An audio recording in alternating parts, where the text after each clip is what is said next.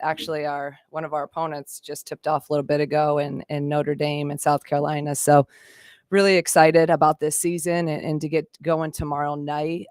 We got a big week with 2 games this week, and starting obviously tomorrow with Morehead State, and then going on the road to Marquette, which will be a really, really tough game, but it'll be good for us. We need that road test early on. So I'm excited to see where we're at. And we're going to know that this week, really, where we stand and what we need to continue to work on. But really happy with the team so far. And again, excited to get going. So I'll open it up to questions. Sarah didn't finish the exhibition game. Any update on her status?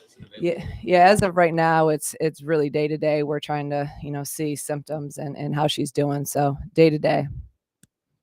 What would it mean to you guys depth-wise if she is unavailable tomorrow? It's like anything. We faced injuries and illnesses last year, and it's part of the game. So it's next woman up, and we're deeper than we were last year. So just different people would have to step up. I mean, that's all part of every sport. So I know our team will be ready if that's the case, and hopefully we'll have hopefully we're healthy the whole year. But as we know, it doesn't happen. So I know we'll be ready, whoever that is, and whenever that is. How much does it help too that Genesis has played the point, so you can, there's some tie over there. If you had to play her at that position, how much comfort level do you have with that? Yeah, I mean, I'm way more comfortable this year than even last year. And you guys remember, even I think it was the Missouri game, right? Makira was out, and that's when Jen kind of stepped up and really got her start for that season of just exploding. So this year is a little bit different. I think that I have comfort and trust in every single person.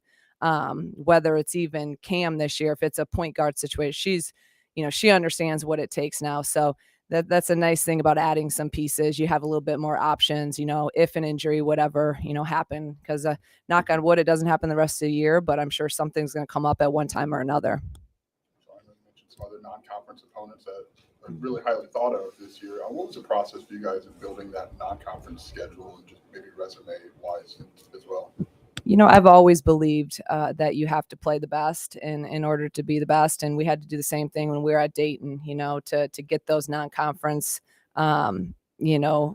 opponents, high level, high net opponents early. It's a little bit different because we have the Big Ten now, and our schedule in the Big Ten this year is a heck of a lot harder than it was last year. So I think we needed that fine line of being tested early, having some good opportunities, but also not killing yourselves in the non-conference. So I think that this team, it's always about what your team needs and where they're at in terms of where you're at as a team, right? Last year, I think our schedule fit us. We didn't know. This year, I think our schedule fits us in terms of, challenging ourselves a little bit more with, again, at Marquette, great road opportunity. And that's a great, resume opportunity as well. And then the Notre Dame game, we had that opportunity to play that. They had asked us, and I just thought that was a no-brainer, a neutral site. We knew they're going to be a top 10 team in the country, national televised. There's a lot of different things that go into that. We scrimmaged them last year. So it'll be really good for us. And then the Arkansas and Missouris and some of them, I think, are going to be really challenging. So it won't be like last non-conference where it was every game was a 50 point win. There's going to be some really tough tests for us. What can you tell us about Morehead State? What jumps out at you about that it's hard to look at them in this first few games of some of these schools because they have almost a whole new roster. They brought in a lot of junior college kids. So we're watching film, trying to get scouting stuff on them in junior college just to see personnel. So it's, at these games, I'm really more concerned about us and what we do and how we play and how we defend and sticking to our principles. I always say, really, we should be able to defend anyone we play without a scouting report if we stick to our principles and our core values defensively and offensively. Obviously, we don't go into any game without a scout, but they're going to get up and pressure us. They spread the floor. They're athletic. Not as big as us, but they're extremely athletic. So again, we got to focus on us, and especially in a game where we don't really have footage of half their team. We don't know what they're going to do. What are you most looking forward to learning about your team in the first couple games of the year? I think each game presents different things, right? The first game is just how are we going to come out and really, you guys know me by now, and especially from exhibition and scrimmage, how are we going to defend and what's our intensity level? how disciplined are we going to be possession by possession defensively? That's number one, especially tomorrow night. And then at Marquette, really the challenge is, and what I'm excited to see is how do we go on the road early on, second game, and how do we play against a really tough physical team? They're very well coached. They're going to be physical. They're tough. They're defensive minded, and you're not in State Farm Center. So I just want to see what we, really what you're made of, and how are you going to respond in that situation.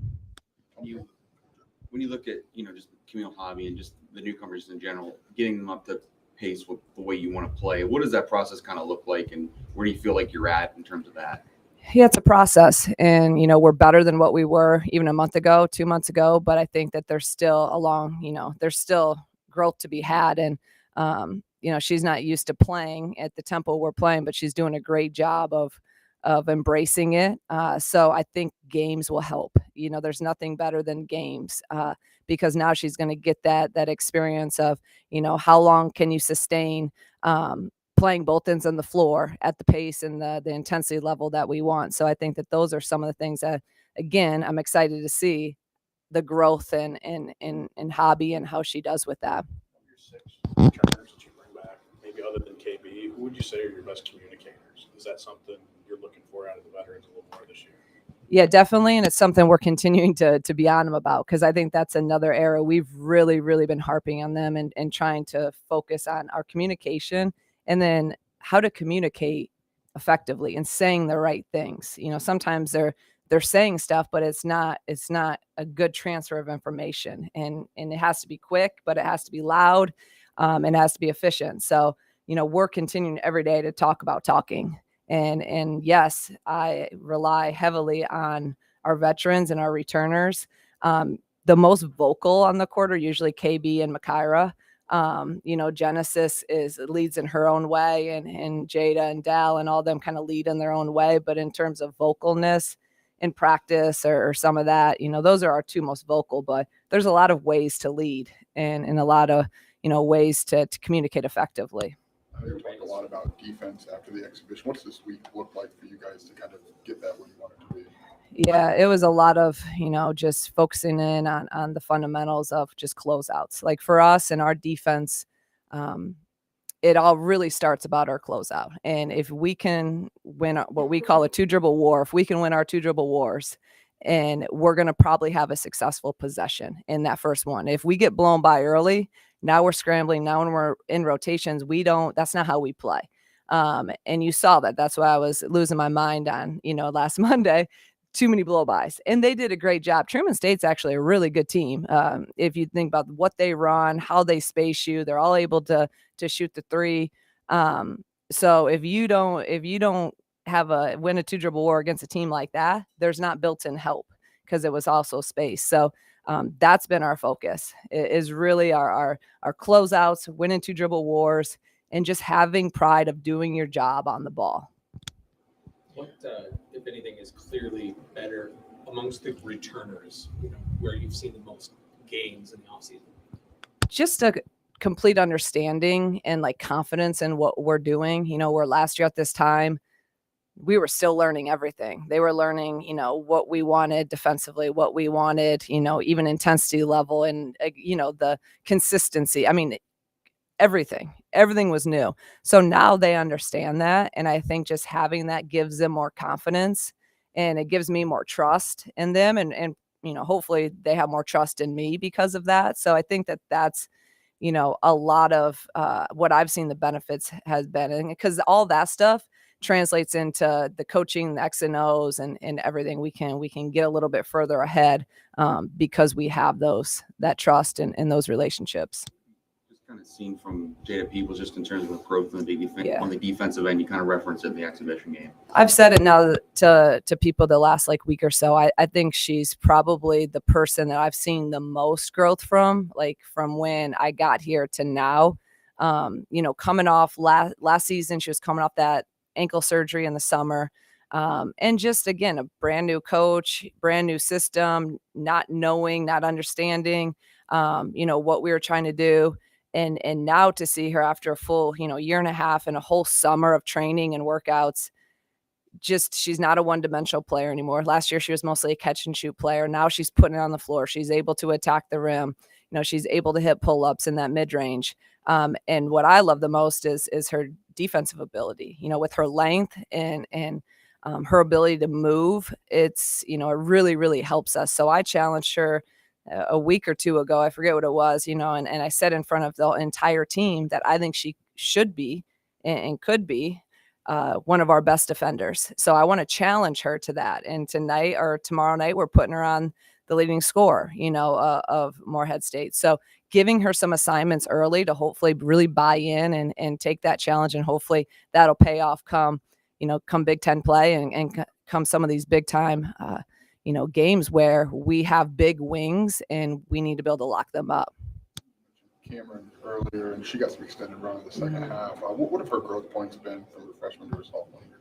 Yeah, she's come so far too. And the thing about Cam that, I love is that last year she worked, and she didn't get a ton of minutes, but she was always the one in the gym getting extra work in with her position coach. She's in watching film.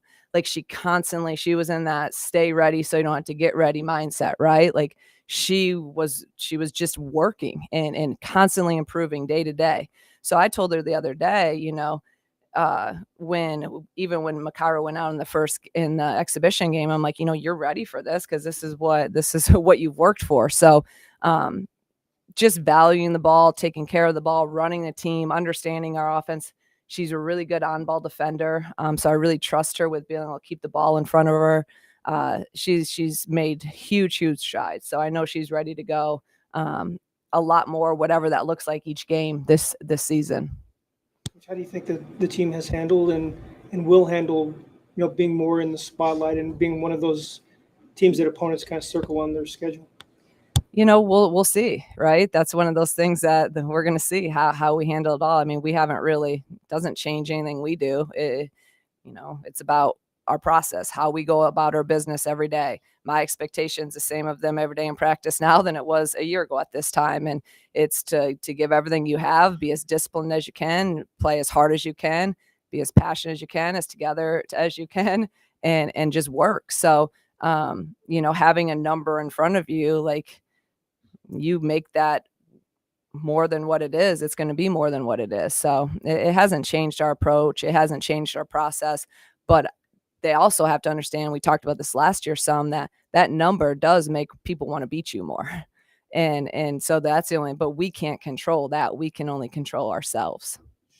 Still kind of working her way through post-injury, or I know she played a little bit of Duke last year, but does she kind of still have an indication of who she is post-injury now?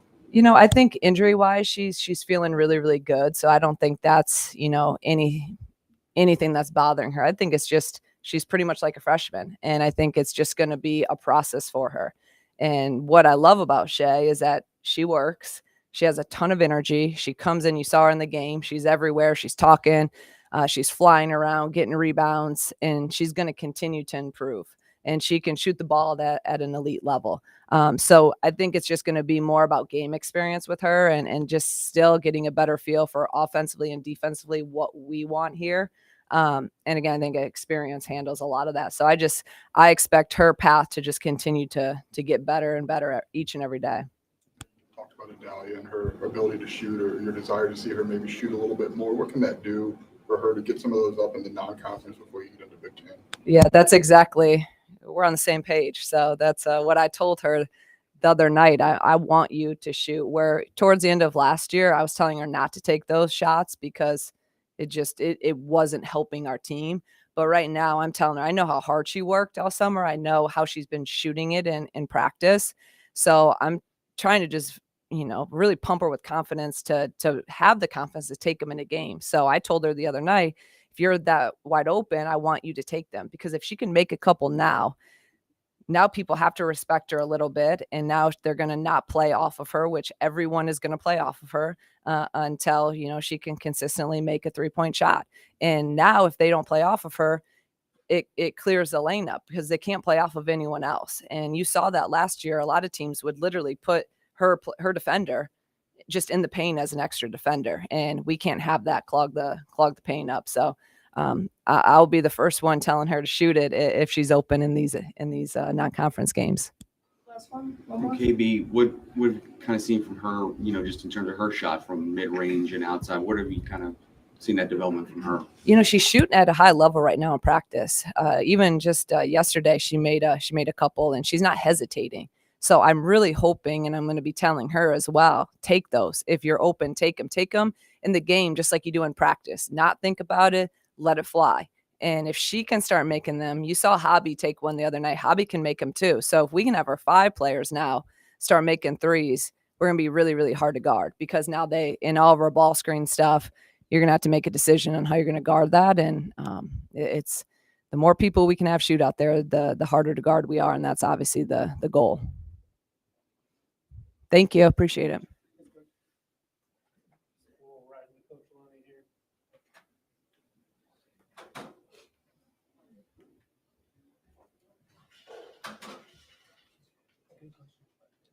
Cubs just hired Craig Counsell. Yeah. All right. Hey, everybody. Can you give your perspective of Luke going out, John going in, and what happened after that? I think it was just it's obviously a very unique situation, but also it's not altogether unique for football. One player in, one player out. Obviously, it's fairly unique for it to be 4th down, backed up and long. And obviously the way John handled it was, just beyond great. Just came in with a great deal of poise and didn't flinch and got the job done in a very special way.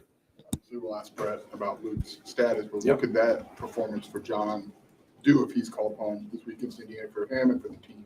Yeah, I think it just reinforces, I think, everything everybody believed and thought about him and had seen even in the limited action that we've seen him this year. Is he's a fearless competitor, very confident in who he is and what he is, and knows how to, you can just see he's just really, really experienced.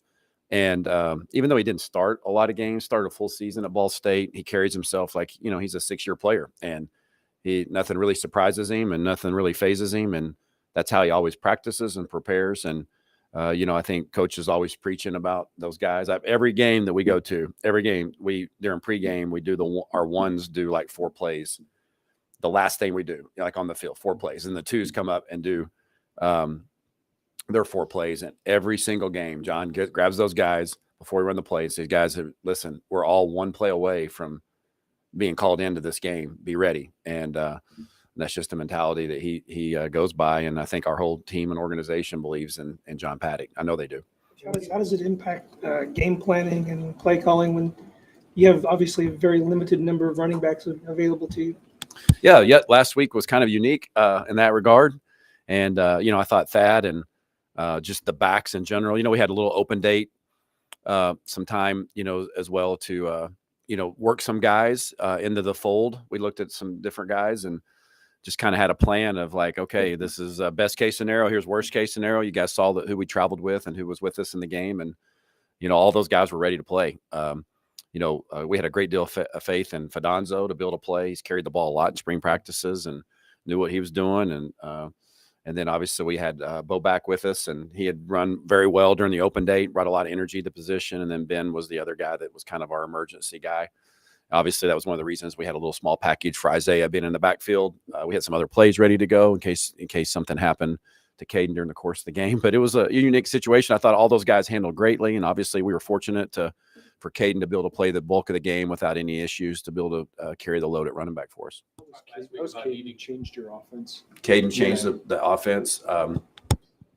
Well, obviously, I think we, statistically, as a whole, we didn't run the ball as well the other day as we wanted to, but him individually, when you just peel back his numbers and what he meant to us in the running game, that's 3 straight weeks in the Big Ten, 2 on the road, that he's brought a real consistent commodity there, that when you hand the ball, good things happen. And so I think, he just keeps getting better and better. And he's there. I don't think there's a coincidence there that, since he's been, since his emergence, that's helped us. I think we're only going to get better as Reggie potentially, gets back and gets healthier, which he's closer to doing. And those other guys have been, in the meantime, been preparing themselves to be ready to play as well. So, but obviously, I think it it's hard to put in words because, I'm stuttering around the answer a little bit to actually quantify that. But I know that, since in the last 3 weeks, we played better offensively, and he's a lot of it's because our line is playing better in the run game, and he's running the ball and he's falling forward and he's being physical. Last week about needing to get Isaiah more involved, and obviously he has a career day. How were you able to make him the key guy there? Well, I mean, every week we have special packages and plays for him to get the ball. It's always a challenge because, like the other team knows we're trying to get him the ball as well, and there's just some weeks that unfold differently than others. But it was a really strong priority for us to make sure that he started the game getting the ball and finished the game getting the ball. And, there were some schemes that were involved in that, but also at the end of the game, it was John, like John as well as, was decisive in getting the ball on the fourth down play. And then obviously the last play of the game was designed for him to get through the middle on what we perceived as potentially like a Tampa 2 coverage and getting matched up through the middle of the field. And, sometimes those, players just make things happen. And that's what they did. It was probably the right coverage for us to be in the right call. And then those guys made it happen. And so but he had a great day. And that was a huge impact in the game. And he's got to do that down the stretch for us and starting this week. Did Isaiah see something there in that last play, or did you? No, it was really just a standard call. I mean, like one of our 2-minute calls that we did. And one of the things that was cool about it is, during the course of the second quarter, maybe, I forget, the communication we got, like John came over and as we were talking between series was like, hey coach, or Luke, he was telling Luke, hey, every time they do this certain signal this is going to be the coverage, like, and so some of those things happen during the course of the game, like, okay, when you see the boundary safety do this, John was very tuned into that, hey, this was going to be cover 2 or a version of cover 2, so sure enough, on the last play of the game, the signal, he saw the safety give the signal. He knew what the coverage was. Isaiah's going in motion. He actually, takes his mouthpiece out on the motion and tells John, hey, I'm blowing through the middle here. And they were on the same page and John slid away. I mean, it was just a beautifully executed play. It's just a normal play, a normal 2-minute play that had options for us to attack whatever the quadrants of the field were. And those guys got it done. So it's pretty cool to see them, that intricate communication. Rally around. Sorry. Sorry. When you're able to kind of finish the game off that way offensively, how much you try to rally around that the last 3 weeks? I think that's the third time that a second circumstance has arisen. I mean, there's been 2 games this year where we've had fourth and got to have it, or if we don't get it, the game's over, and we've risen to the occasion. We make things interesting, that's for sure. And so, and one thing about it is our guys are very comfortable in those scenarios. We practice those a lot. We talk about them, about end of game scenarios, end of half scenarios. So I think it just is another thing to reinforce, in our culture, what we talk about, and just how we practice, how important those situations are. And so I think an incredible amount of confidence comes from those moments when you're like, when the game's on the line, like, for the next, I think we probably drew on the first game, say, hey, we've been here before. Let's don't panic. Let's do that. Let's just play within the system. And, hats off to our guys because those are tough situations to be in. And man, we're finding ways to get it done in crunch moments. Obviously started the game very, very well, results wise, but it also seemed like you guys were in rhythm offensively. Mm-hmm. When you talk about tempo, you weren't exactly in tempo in those first couple of drives, but it just seemed like the guys kind of were in a rhythm. Is that kind of what you're talking about in a sense? Yeah, that's right. It is a rhythm. And one of the things that continues to show up for us through, 10 weeks now is, we're very comfortable when we're in a rhythm, we're at our best. And most offenses are like that. That's not unique to our offense. Like when you're getting first downs and you're not having to play first, second, third, when you skip third down during a series, that's a big thing. You don't want, it's tough playing football first, second, then third, first, second, then third, first, second, then third. Obviously the shorter those thirds are, the more manageable these are. And we're not trying to avoid that. But when you get a first down on a second down or get a first down on a first down, it allows you to jump into rhythm. And our guys are very comfortable playing with pace. And then, they're in the third quarter, we kind of got out of rhythm, and so that's the game. The game is about offensive rhythm. I mean, that's what football's about. It's about being in a flow, in a field as a play caller and as an offense. And, our challenge is to try to sustain that rhythm for 4 quarters. Cause right now we haven't been able to do that. There's moments in quarters where we kind of disappear a little bit. And a lot of it's from not getting that first down or that the first opportunity to take advantage of getting the chains rolling. We haven't done a good job of that. About the Indiana defense on film. Well, multiplicity, last week was not like that. It's interesting. Each week's so unique.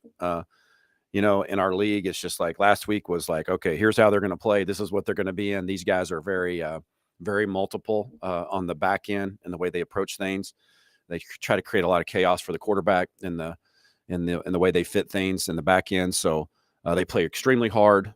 44 is an excellent player. Very disruptive. I think that's very well documented in his statistical output. It shows up on film. I see a defense that plays really hard and understands their scheme very well, and and so it created a great challenge for us. More about the running back situation. What can you take us behind the scenes for you guys as coaches? When you've got two guys who have played defensive back for the better part of however long, and getting them in short order up to speed about what would happen if they went in. Yeah. Well, I mean, Nick had banked a lot of reps and a lot of time with us before moving the linebacker, and so he knew the offense and he knew the communication about even the signals. So that was a pretty seamless transition. We probably could have taken him, a couple of days before the game and gotten him gain up to speed about what to do. Now, the intricate details of the protections and all those things, Thad did a great job getting him up to speed. So that was the first part. It's like, all right, we're going to take Nick and bring him back over. That was a no-brainer. There's some stability there. Obviously, we didn't find out till later in the week, maybe that Reggie wasn't quite ready where he needed to be and wanted to be. And so then it was like, okay, the last couple, we had an open date to work on Boback, to say, all right, we had three different guys that were kind of looking and working with that. And we thought, okay, this guy's a little bit more advanced as far as understanding what's going on. So then you take who can get us out of a game mentality. So then that's where kind of Boback kind of ascended into that order of saying, all right, he knows what's going on. He's run the ball in the open date. He knows the plays, he knows the signals. So this is our most functional option. And then Ben was kind of the fourth addition to that because of his background. Spent a little background, playing running back in his time. And so he seemed to be a natural fit for us. So it was an interesting conversations. It was interesting few days. I think it's always a reminder that like, you just don't, every week's different. Every day's different. You don't know the injury report, how it's going to, you just got to adapt this time of year, and everybody's dealing with it to some extent across college football at some position. They're thinking, what's my catastrophic plan, for this, that, and the other. Ours just happened to be running back, and we were fortunate to get out of the game in a healthy manner. But our staff and our players, we had full confidence in whether it was going to be Nick or Boback to go in there and execute our plan. Coach, last year's quarterback played a full game yesterday in the NFL. Yeah. Just when you see that, first of all, how did it make you feel? And how much does that help you going forward as well to have that?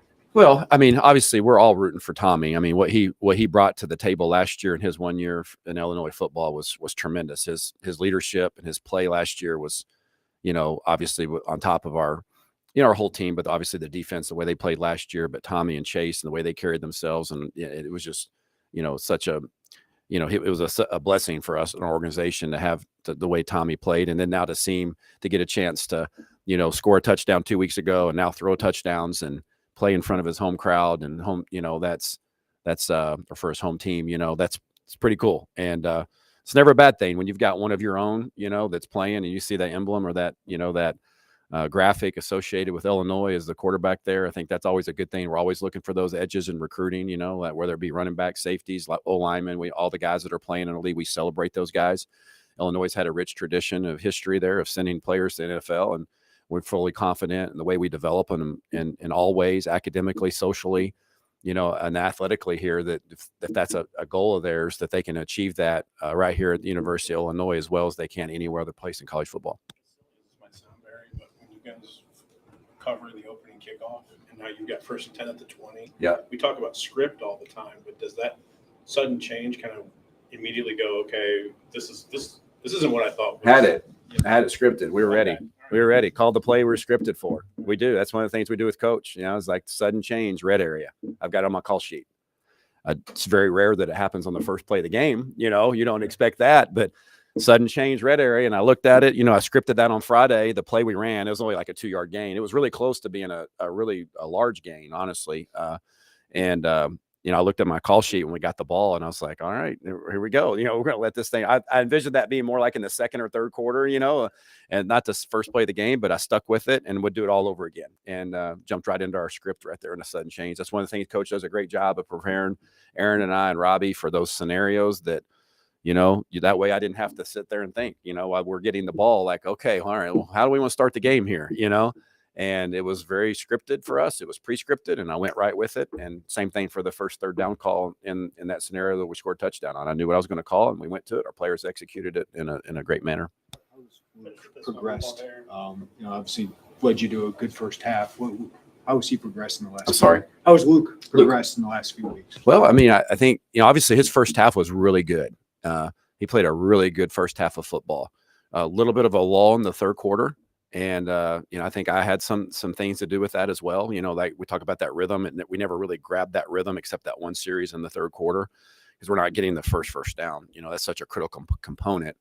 A really poor series right out of half, like first, second, strip sack. I mean, that's like really put ourselves in a bad situation. Our team and our defense responded in a terrific way in both of those scenarios, But I think he keeps getting comfortable. He's playing on the road and in tough environments. That was a pretty strong environment the other day. I've been really pleased with the way he has progressed. Do I want more from him? Absolutely. It's my job and our job to push him to reach his full potential on a consistent basis. And, but he has given us everything he's got. He's really into it. And, I really like where he's progressed. You just look back from the Penn State game on, I think he's played pretty well for us. Hasn't played perfectly, but none of us have. None of us called it perfectly. That's part of football. I've talked about that all the time. You're going to make mistakes, but I think he's kind of mitigated some of those and is distributing the ball very well. And, it's tough. Your first pass of the game the other day was a 3rd and 6 on the road and a goal line, and he threw an absolute strike to Tip, and Tip made a great catch. I mean, that's your. I guess it was a second pass because he threw a little smoke to Pat in the boundary, But I've been pleased with the way he's played, and obviously he's going to have to play well again for us to win these Big Ten. Your quarterback has to play well to win Big Ten games in college football, in any college football. But in this division, you got to be spot on at quarterback. Your defenses make you earn everything that you get, and we'll have to play well again this week. Thanks, everybody.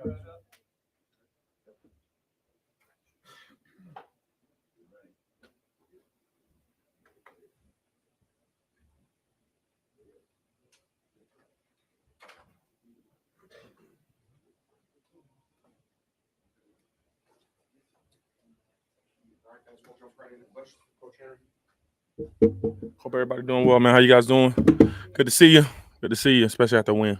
Obviously, a good second half for the defense.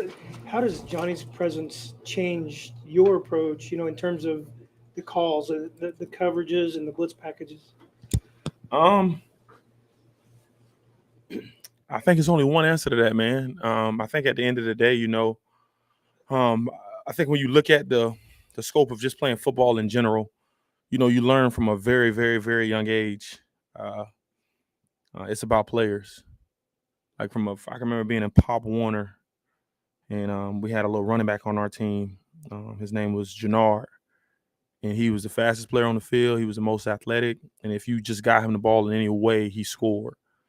And just like Johnny, it's clear to see that Johnny possesses the ability to change a game, and it's like apparent, right? It's apparent to everybody watching him. It's apparent to him. And I think whenever you have game records like that on your team, it makes everybody around you that much better. We were fortunate last year because we had 3 of them in the secondary, and having I've been around some talented guys up front. I had the luxury to play with J.J. Watt. I was at NC State with Bradley Chubb, Contavious Street, Justin Jones, B.J. Hill. We had 4 D linemen drafted in 1 year when I was there. Johnny Newton may be, if not the best interior defensive lineman in general I've ever been around. He's that talented, man. And it's no secret. I mean, you guys saw the effect, the impact he had on the game. And anytime you have a player like that, you try to shape the defense around him and kind of let him do his thing. And it works out when you got guys that talent. It's all about the Jimmys and the Joes, man, and he's one of those guys. Foreman was going to come back after halftime, but Coach B told us Saturday he went around the defense and said, "You guys are going to get to this quarterback." He wasn't just talking about Johnny. What led you guys to feel that way when he was acting like he was pretty comfortable in that first half? Well, I think it was a combination of a couple of things, right? Like, obviously we had some blown coverages on the back end that were, uncharacteristic of some guys. We had guys play who hadn't played a lot of snaps, and whether it was nerves or whether it was, whatever it was, right? We always talk about being prepared for the moment, and when your opportunity comes, I spoke to the defense, but specifically the secondary on Tuesday and Wednesday, are just about being ready when your opportunity comes. And I can remember it taking place late in the season last year, and you have guys who probably don't play as much, and they get to the end of the season, and all of a sudden you got to look down your depth chart and your roster like, who is this guy? He hadn't played much, but it's by necessity because guys are banged up or guys have went down, and we had to throw some guys into the fire, and some of them responded well and some guys didn't. Right? I think Clayton Bush was a guy who responded extremely well. You talk about a young man who started the first couple of games, and it was a battle between him and Acario, and to see him come into that moment and rise to how he's been trained, that's coaching, right? Those are the moments that you live for when a young man has that kind of success. But I think it was guys just not doing their job.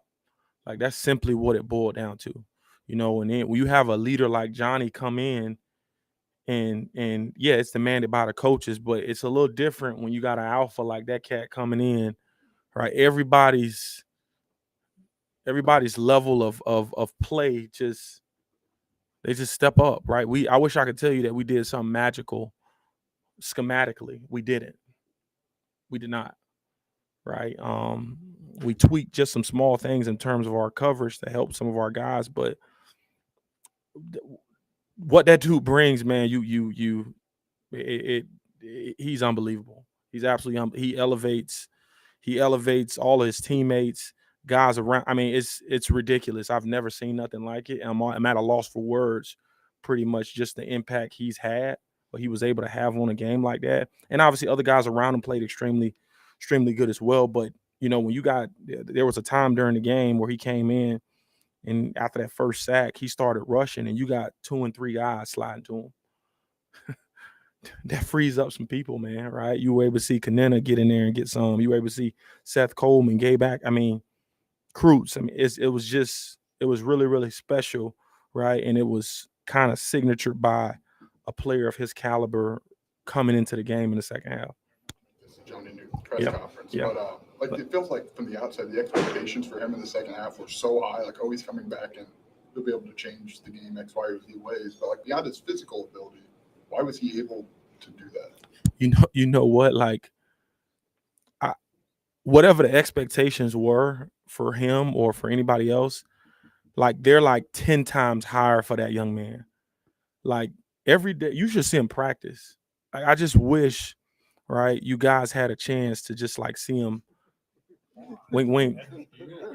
See him practice, right? See him practice, man. He practices so hard, and it's just ridiculous. Like the level in which he practices. Games are so easy, and it really is just because how he operates. Like, that dude is you talk about being intrinsically motivated to be not a good football player, but he want his name on that wall. He want his name on those pillars. Like that. Like, that's just a different player.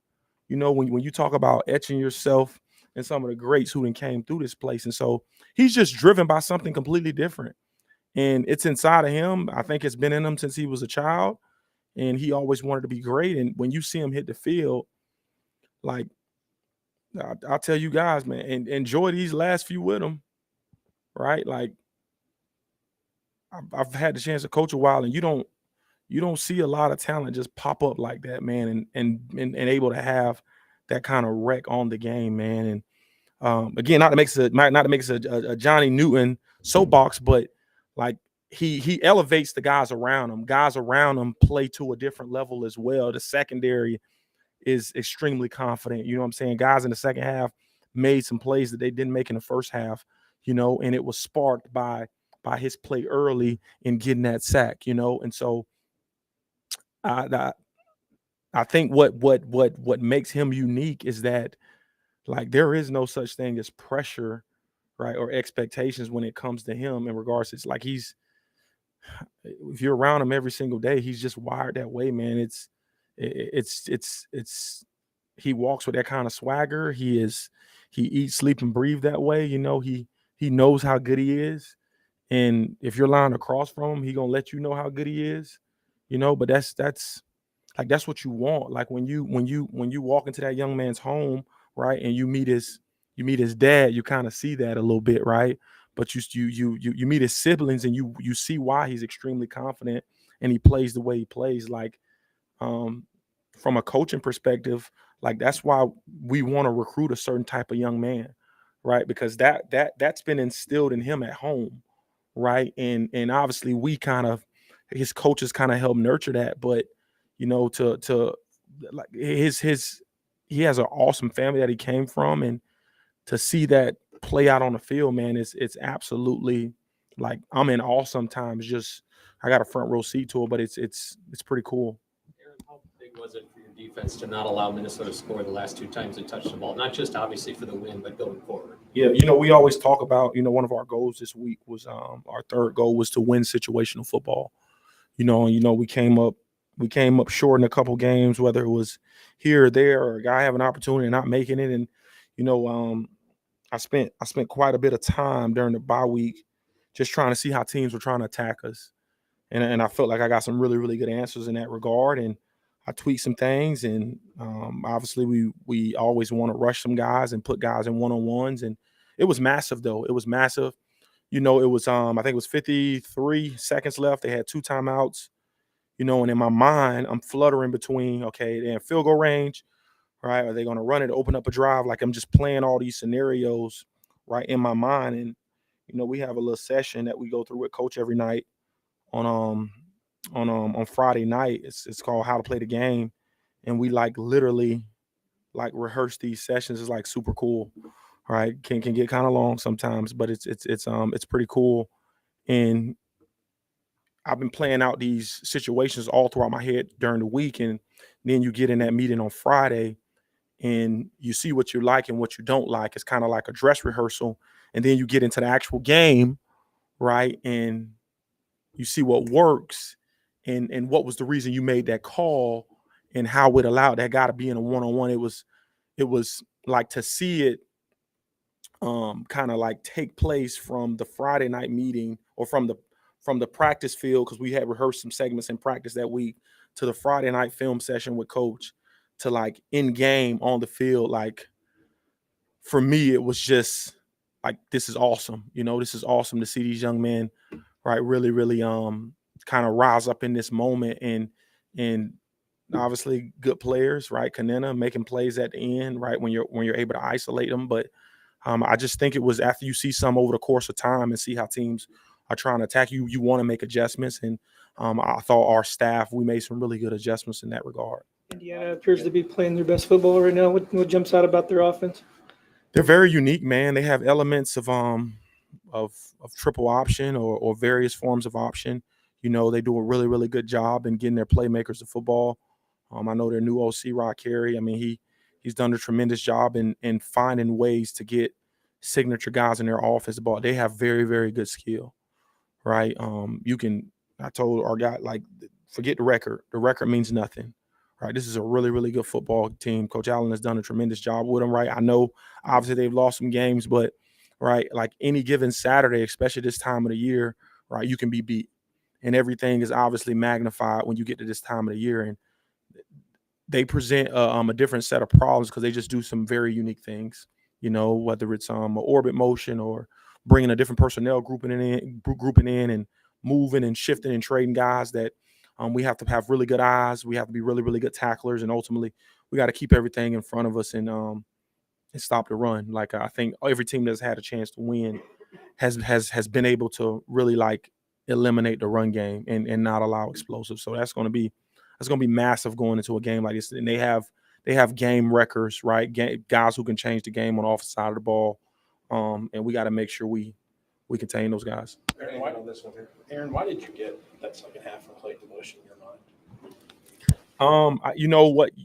Like, so every week, right?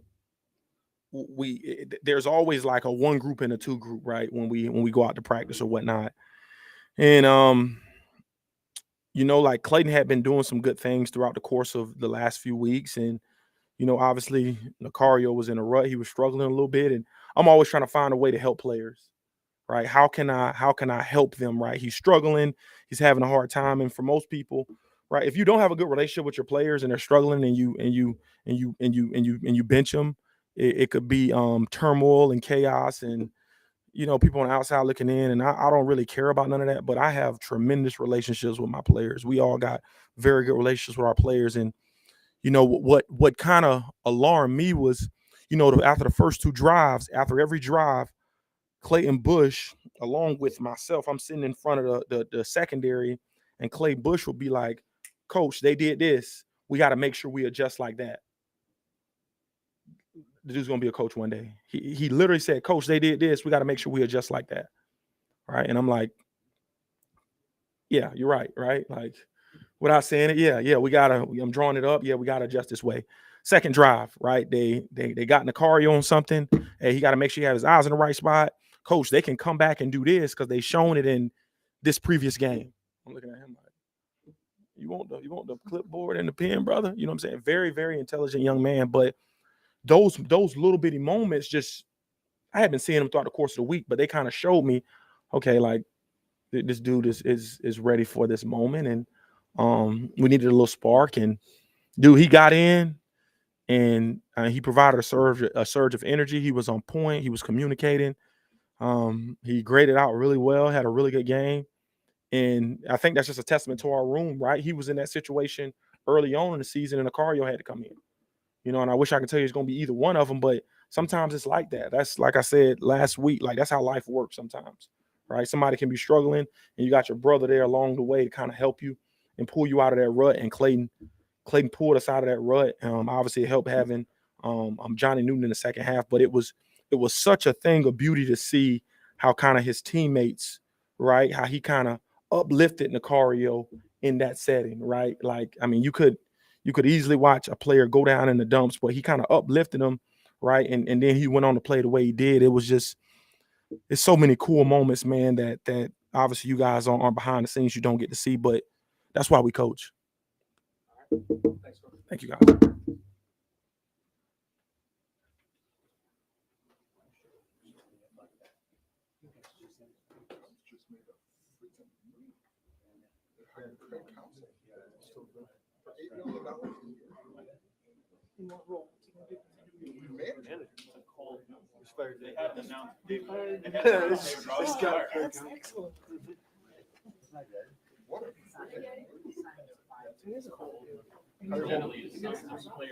Surprised because he said good things about Ross. I'm doing great. It's a lot going on. What did the Brewers come out of Huh? What did the Brewers do? They did. He's posed free agent. Oh, He has to do it. Council has to do it. Apparently, they got a part of the deal. He looks like the Cubs are going to spend. Be on the way up. Start off with a statement. Well, excited to come back to Memorial. I got the military display on to have a game on Veterans Day to celebrate everything about that. We'll do that with basically the same emblem on our helmet. And after we get done with this, two of our players, Tip Ryman and I, and also Jeremiah Warren, who has some family history of the military, we'll do a little thing with the services here in the stadium. So it's kind of a cool week in that regards to honor everything that's going on in our world today. Honored to be a part of that, and obviously to be at Memorial Stadium. I really got educated when I got here, from everything with the names on the pillars to everything else that it involves. So it's a great part to be a part of that this weekend from a football standpoint. have a lot of respect, obviously, for Indiana to beat Wisconsin last week, and to do it the way they did. Is a very hard fought, well earned game. Really, since their bye week, obviously they've had some transition on their coaching staff, their O-line coach. And I go way back. I've known Rod Carey for a long time. Tremendous respect for those coaches, and really didn't know Coach Allen until I got in the league on my return. So tremendous respect for him. From a couple update standpoints, just literally met with JB, our trainer, and Reggie will practice tomorrow, full go. I think our thought is to let him go Tuesday. He was kind of on the back end of last week and didn't respond as well. That's why we didn't take him on a trip. So Reggie will be full go tomorrow to kind of see how he responds on Wednesday. But the idea and anticipation would be for him to be back with us. Keith Randolph really handled the game pretty well, but I would say that I don't think it was 100% Keith. So we're going to kind of back off him a little bit this week, but fully intend for him to be back with us. Our thoughts will be with Aiden tomorrow. Aiden Lawfrey will have surgery tomorrow morning and start his road to recovery as it goes. And then Luke, basically at the end of the game there, took a shot that, prohibited him from moving forward. But I do expect him to bounce back this week and have him be involved with the game on Saturday. If not, obviously John would be our guy. But right now, every indication is that we'll be able to go down that road. I give a lot of credit to our coaches. I specifically said Thursday after practice on the field about how we're 8 games into this, right? You have all this film to watch, all this film to prepare on. But the greatest players I've ever been around are the guys that are put in situations that they weren't accounted for, or weren't ready or expecting them to happen. I literally said to the group, there's going to be somebody on this field right now that has no idea they're going to impact our game. I didn't know it was going to be our second string quarterback on 4th and 11 with less than a minute to go and no timeouts. So give John Paddock a tremendous amount of credit.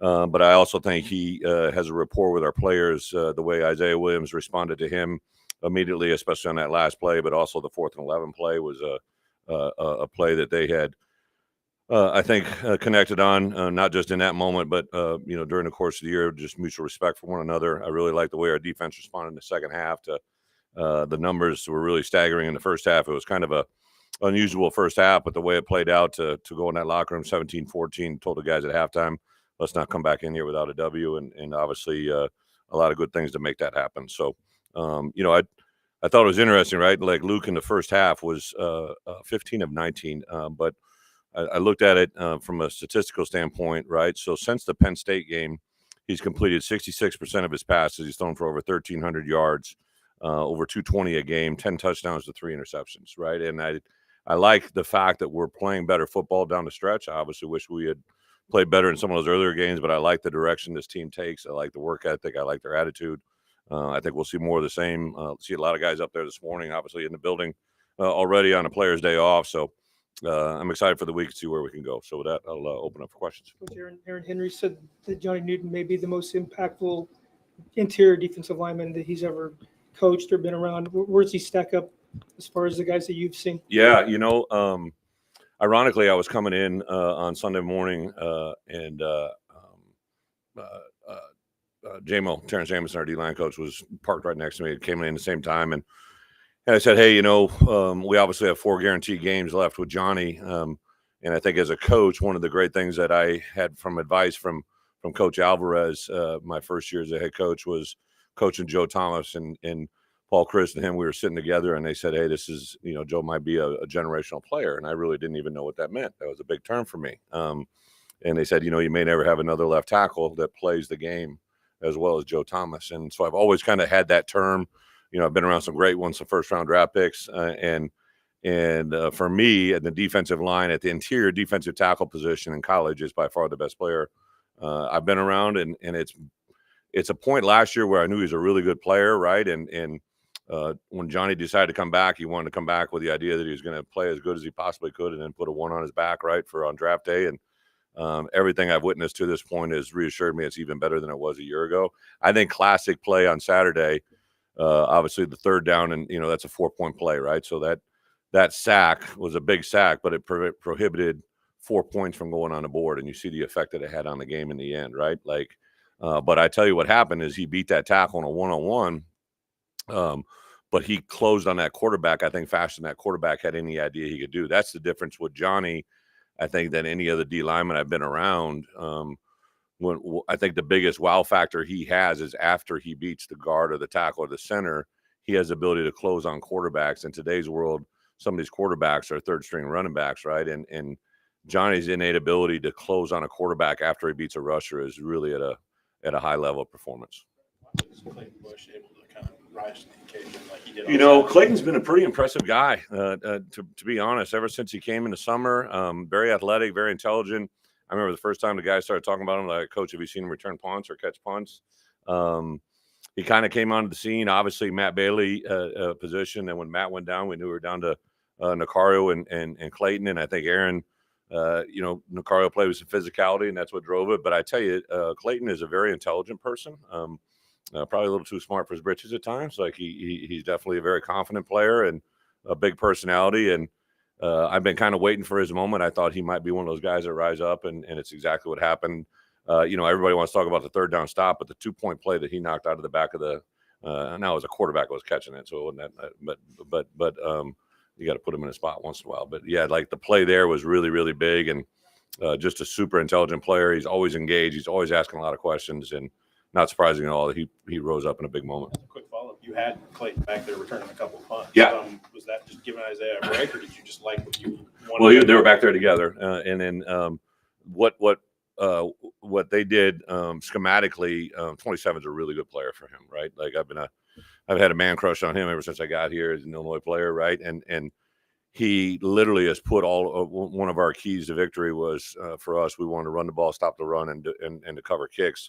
On the flip side of it, every one of our return units, we wanted to know where number 27 was. And he kind of dictates where the ball goes.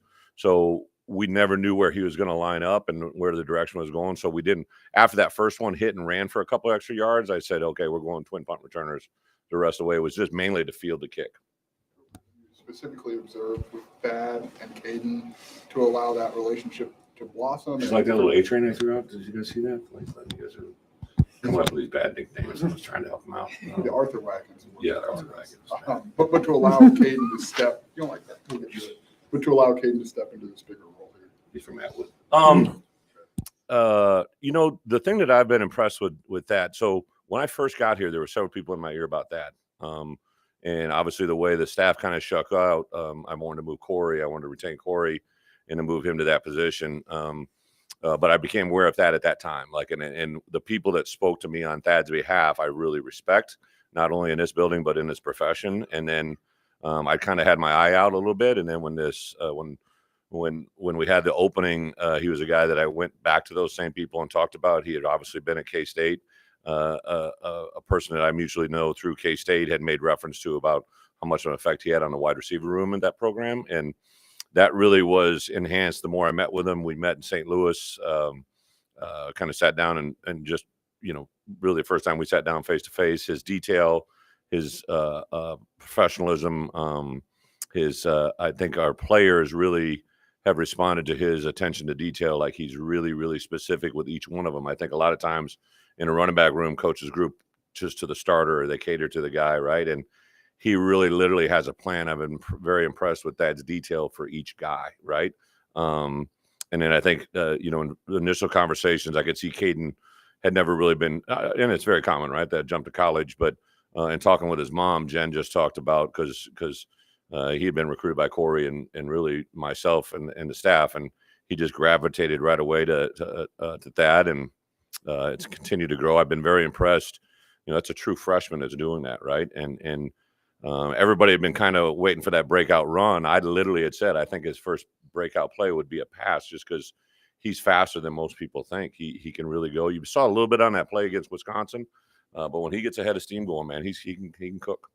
Changed your offense, Kate? How's he changed our offense? I think he's given us a little bit of stability, maybe.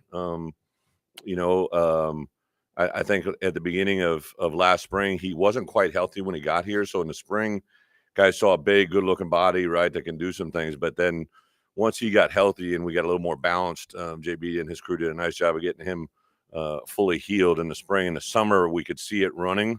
And then in the fall camp, that's when it jumped out. And he's just he can hit a hole. He can hit a small hole and get vertical. There was a play They gained 11 yards the other day that literally looked like it wasn't going to be anything, and all of a sudden he's falling forward for 11. I don't know if he's been stopped for a negative yard play yet. And he's just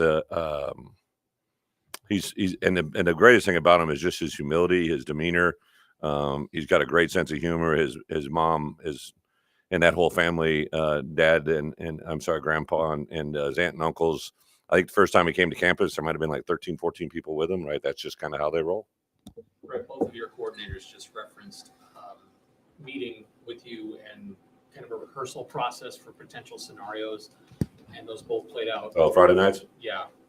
Is that a common practice you've always had? Is it unique? I would say for me as a head coach, I kind of flip midweek, right? So I watch game film Sunday, Monday, Tuesday, and then Wednesday I flipped to TV copy, and I took that from Bill, and that was really on TV copy. You see things differently, and you watch the game as it unfolds. When you watch defense film, you don't know what happened on offense. So I've always kind of believed in my journey here, like that's been a big step of how we play the game. I talk a lot about how we want to play the game. And then really Friday night, they don't know what we're going to watch. I think I had 228 plays set for them. And sometimes we get to them all, sometimes we don't. But it's plays they haven't ever seen in sequence. So I teach them where it is. And yeah, that's been very beneficial. Every coordinator I've had, obviously the first one offensively didn't go well, but I think that was a growing experience. I think Ryan made that reference, and Aaron and Barry both. It just allows us all to get on the same page. So when Saturdays come, I don't want it to be a surprise. Like I'll literally say sometimes, like I kept Aaron back on Friday night. I wanted to go over some end of half things, right? And end of game situations that literally played out right in front of us. And since I've been here, I can't tell you how many times that Friday night session plays out to something that we see on Saturday. Just for any clarity, is there any other specifics you can offer on Luke, so we don't speculate about what his injury is? I met with him today, and I mean, from where he came from after the game to yesterday to today, it was night and day. So I think the problem that you just got to make sure is obviously he's got to get full cleared medical clearance, but I don't think there's any doubt that he's trending in that direction as we speak. I think the balance that you're always going to have to be is just let the doctors do their deal. Now he's unique because he's got a dad that's a doctor, right? So it's truly got to be in the hands of our doctors where they go. But he was definitely he came in and met with me probably about 10 o'clock this morning, and you could just see the way he was interacting, the things we saw. I showed him a couple things on film, and he was very engaged with that as well. So yeah, I think it's pretty clear. Well, obviously for him to be back, but just for John to have that, what's that do for him? And then for your offense to know you've got a backup who can step into those. I would tell you, I've been a head coach 15 years, and what I witnessed in those four plays, obviously one was a called timeout, which kind of benefited us as well, right? Like the first play was a kind of a four-seam look for us that was against a quarters coverage or a cover two, and he recognized a honey hole, got it in there. And then the second one was almost same coverage, and Pat did a nice job of bending it in for the quarterback to find that, drifting to his right. And then on the timeout, where we actually ran the play, I was going bonkers on the official because I knew that we ran the play and I never heard the whistle, and we kind of mitigated through that whole scenario. But they went to a version of man free on that, and then Pat caught that curl, so I know what their DC was thinking. And then literally on the final play, one of the things that we do game plan wise is very unique to what happened on that play. And as it began to unfold, I saw the reaction of the Mike linebacker, so I knew what was happening. And literally Isaiah Williams jogs in front of the quarterback, pulls out his mouthpiece and says something to John. I know what he said. And then it materialized, literally on that play. So there's just I thought it was awesome. I don't know who asked Isaiah the question, right? But somebody asked, what did John say in the huddle? He said, I don't remember what he said. I know how he made me feel, right? And that is something as a coach, you just gravitate to that moment. Like on the sideline, I could see it. I knew what was going to happen. I didn't know if we were going to hit it, right? And then the way John looked off, just an incredibly awesome teaching moment. And to that point, we watched that as a play on Friday night in our meeting room with the players. So it was pretty awesome to see it unfold. It's been a little bit of the collaboration between like Isaiah and John, the communication. I mean, as a coach, I'm sure like that's what you want all the time, but like to actually get something like that in that kind of moment, what does that tell you about? Isaiah is very special. and I know you asked a question about John, but so as good as the last play was with Isaiah, right? As good as the 4th and 11, right? The play that I taught of the most on Sunday, the play that he fumbled, right? So it's a 3rd down. We slant, we complete it. He's running, gets it knocked out. We have 1 timeout. And one of the things I always tell our players, I can handle anything, right? I just need to handle the truth, right? And so I have people in my ear, coach's knee is down, his elbow's down, like they got to review it, right? Like I'm like just a bunch of noise going on. And Isaiah was literally about 15 feet from me. I said, hey, hi. I said, and he looked at me and he shook his head. He's like telling me I wasn't down, right? So I didn't burn the timeout. I was literally about ready to burn the timeout. If I had burned it, then they would have told me that it wasn't he wasn't down. And then I wouldn't have had the timeout at the end of the game that we could kind of get everybody together after the first play that John went in there. And there was a lot of communication going on in that huddle. I give Barry a lot of credit because John Paddock probably had not run a 2-minute situation probably in the last 2 to 3 weeks, because we practice that routinely, but it's usually the one gets all those reps, right? But John takes tremendous mental reps. But for Isaiah in that moment to communicate to me as a head coach, a lot of kids would be selfish and be like, Coach, I was down. My balls, the ball was after it's just a lot going in that moment. And Isaiah is so prepared for the moment for him to tell me that was like a huge teaching moment for me as a coach too. It's been a little bit of a roller coaster of a season. How important is it, starting with Indiana, for the trajectory of the program and for the seniors to finish the season strong? Yeah, I get it. Every season a roller coaster, right? Every week's a different ride. But I would just tell you overall, I could almost tell when I came in and talked to you guys after the game, there was talk about the game, but everybody wanted to go to the end of the season, right? Like it's very, very common for everybody to talk about the season. Like we're about Indiana. Like we lost these cats a year ago on a Friday night in a fashion that I felt, we didn't play at our best, right? So I was very clear with our guys this week is about Indiana preparation, a tremendous amount of respect for them and what they've done. They've kind of turned their season. So we're getting ready to play Indiana, and what happens after that is we play Iowa, and what happens after that is we play Northwestern. But they have a calendar, they have a schedule, they have a daily task, and I would be very surprised if our guys go off that. Thank you, guys. Thank you.